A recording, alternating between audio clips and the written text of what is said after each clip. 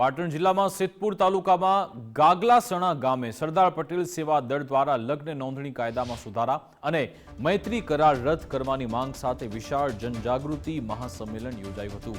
SPG રાષ્ટ્રીય અધ્યક્ષ લાલજી પટેલના માર્ગદર્શન હેઠળ આયોજિત આ કાર્યક્રમમાં મોટી સંખ્યામાં સમાજના અગ્રણી ભાઈઓ બહેનો ઉપસ્થિત રહ્યા। સંમેલનમાં ભાગેડુ લગ્ન અટકાવ અને મૈત્રી કરાર રદ કરોના મુખ્ય સૂર સાથે દીકરીઓના ભવિષ્ય સામાજિક સુરક્ષાને લઈ ચર્ચા થઈ। એસપીજી આગેવાનોએ સરકાર પર આકરા પ્રહારો કરતા અગાઉની જાહેરાતોને લોલીપોપ ગણાવી અને કેબિનેટમાં માત્ર ચર્ચા થતી હોવાનો પણ આક્ષેપ કર્યો। સરકારને સ્પષ્ટ ચેતવણી આપતા કહ્યું, વહેલી તકે કાયદામાં ફેરફાર ન થાય તો લાખોની સંખ્યામાં વિધાનસભાનો ઘેરાવો કરાશે। આંદોલનની રણનીતિ અંતર્ગત દરેક ધારાસભ્ય સાંસદને આવેદનપત્ર આપવું, રાજ્યભરમાં મહાસંમેલન યોજવા અને જરૂર પડે ગાંધીનગર કૂચ કરવાનો પણ સંકલ્પ લેવાયો છે।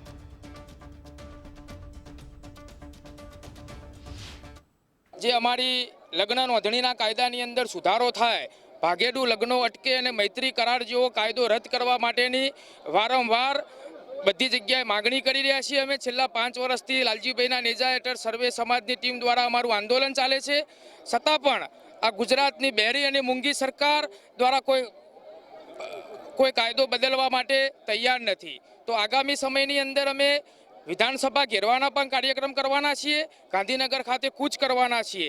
જો આ સરકાર વહેલી તકે નહીં જાગે તો એને 2015 જે અનામત આંદોલનનો જે માહોલ હતો એ માહોલ જેવો એના કરતાં પણ વધારે માહોલ જોવાની તૈયારી રાખવી પડશે। આગામી સમયની અંદર જ ટૂંક સમયમાં ચૂંટણીઓ આવવાની, તો આ ભાજપ સરકારને જો ગુજરાતમાંથી દિલ્હી મોકલવાવાળા હોય તો સુવર્ણ સમાજ છે, તો ત્યાંથી પણ અમે નીચે પાડવાની અમારી તાકાત ધરાવીએ છીએ। અને અમે તમે જોજો 2027ની અંદર 2015માં જે આંદોલન થયું હતું એ જ રીતે આ સરકારને અમે પાડીશું। લગ્ન નોંધણીમાં સુધારાની જે લડત અમારી ચાલી રહી છે, અમારા મોટાભાઈ એવા લાલજીભાઈના નેતૃત્વની નીચે છેલ્લા 4 વર્ષથી અમારી લડત ચાલી રહી છે।